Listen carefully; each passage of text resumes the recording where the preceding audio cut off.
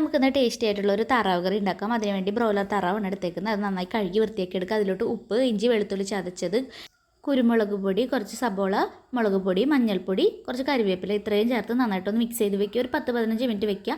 ഈ സമയം കൊണ്ട് നമുക്ക് മസാല ഉണ്ടാക്കാം. അതിന് വേണ്ടിയിട്ട് ഒരു ചീനച്ചട്ടി അടുപ്പത്ത് വെച്ചിട്ടുണ്ട്. അതിലോട്ട് ഇഞ്ചി, വെളുത്തുള്ളി ചതച്ചത്, സബോള ഇത്രയും ചേർത്തിട്ട് നന്നായിട്ടൊന്ന് വഴറ്റി കൊടുക്കുക. ഇത് പെട്ടെന്ന് വഴന്ന് വരാൻ വേണ്ടിയിട്ട് ഇതിലോട്ട് ഉപ്പ് ചേർത്ത് കൊടുക്കുന്നുണ്ട്.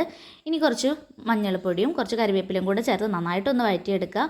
ഇതിലോട്ട് ഇത് വഴന്ന് വരുന്ന സമയത്ത് തക്കാളി ചേർത്ത് കൊടുക്കണം. തക്കാളിയും കൂടെ ചേർത്ത് നന്നായിട്ട് വഴറ്റിയെടുക്കുക. തക്കാളി നന്നായി ഉടഞ്ഞ് വരുന്ന ആ ഒരു സമയമാകുമ്പോൾ നമ്മളിതിലോട്ട് മല്ലിപ്പൊടി ചേർത്ത് കൊടുക്കുന്നുണ്ട്. മല്ലിപ്പൊടി ഒന്ന് ഇളക്കിയതിന് ശേഷം മുളക് പൊടിയും കൂടെ ചേർത്ത് കൊടുക്കുക. ഈ മുളക് പൊടിയുടെയും മല്ലിപ്പൊടിയുടെയും പച്ചക്കുത്ത് പോകണ വരെ ഒന്ന് വഴറ്റിയെടുക്കുക.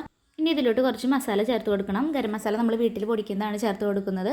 ഇനി ഇതിലോട്ട് നമ്മൾ നേരത്തെ വേവിച്ച് വെച്ചേക്കുന്ന താറാവ് ചേർത്ത് കൊടുക്കുക. കൂടെ കുറച്ച് തേങ്ങാപ്പാലും കൂടെ ചേർക്കണം. തേങ്ങാപ്പാൽ ചേർക്കുന്ന വീഡിയോ എൻ്റെ മിസ്സായി. അപ്പോൾ അതും കൂടെ ചേർത്ത് ഇളക്കുകയാണെങ്കിൽ അടിപൊളിയായിട്ടുള്ള താറാവ് കറി റെഡി. അപ്പോൾ എല്ലാവരും ട്രൈ ചെയ്ത് നോക്കൂ കേട്ടോ.